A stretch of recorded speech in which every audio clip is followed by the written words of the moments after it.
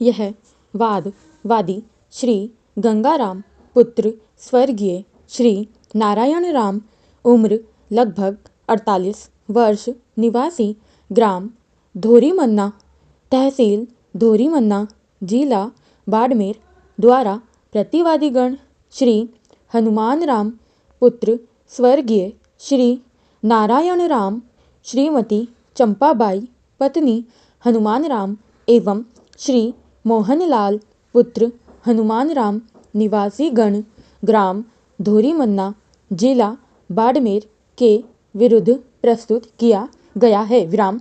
वादी द्वारा न्यायालय के समक्ष यह कथन किया गया कि विवादित संपत्ति ग्राम धोरीमन्ना स्थित खसरा संख्या 214/3 की आबादी भूमि है, जिस पर एक कच्चा पक्का आवासीय मकान निर्मित है। विराम। उक्त संपत्ति वादी के पिता स्वर्गीय नारायण राम द्वारा अपने जीवन काल में वर्ष 1995 में अर्जित की गई थी तथा उसी समय से वादी एवं उसका परिवार उक्त मकान के पश्चिमी भाग में शांतिपूर्ण रूप से निवास करता आ रहा है। विराम। वादी का कथन है कि उसके पिता की मृत्यु दिनांक 12/3/2012 को हो गई थी। विराम। पिता की मृत्यु के पश्चात भी पारिवारिक सहमति से सभी भाई अपने अपने हिस्से में निवास कर रहे थे तथा किसी प्रकार का लिखित बंटवारा नहीं हुआ था। विराम।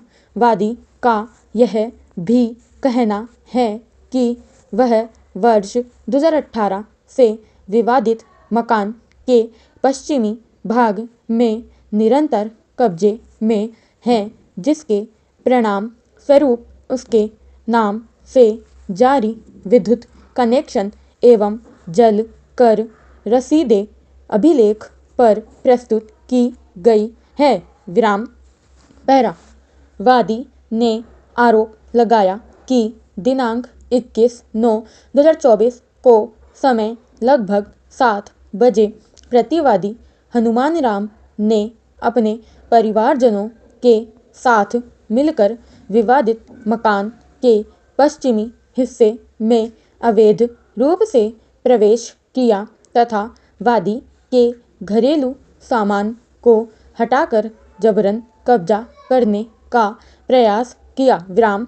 वादी द्वारा विरोध किए जाने पर उसे गाली गलौज कर धमकाया गया और भविष्य में जान से मारने की धमकी भी दी गई। विराम। पहरा। वादी का कहना है कि प्रतिवादीगण द्वारा किया गया यह कृत्य भारतीय दंड संहिता की धारा 441 एवं 447 के अंतर्गत आपराधिक अतिक्रमण की श्रेणी में आता है। विराम। वादी द्वारा घटना के संबंध में पुलिस थाना धोरीमन्ना में दिनांक 22/9/2024 को रिपोर्ट भी प्रस्तुत की गई, किंतु पारिवारिक विवाद बताते हुए पुलिस द्वारा वादी को दीवानी न्यायालय की शरण लेने की सलाह दी गई। विराम। प्रतिवादीगण द्वारा प्रस्तुत लिखित कथन में यह स्वीकार किया गया कि संपत्ति उनके पिता की थी, किंतु यह कहा गया कि संपूर्ण मकान पर उनका संयुक्त अधिकार है तथा वादी का किसी विशेष भाग पर पृथक कब्जा नहीं था। विराम। प्रतिवादीगण ने यह भी कहा कि वादी पिछले कुछ समय से बाहर रह रहा था, अतः कब्जा अवैध नहीं माना जा सकता। विराम।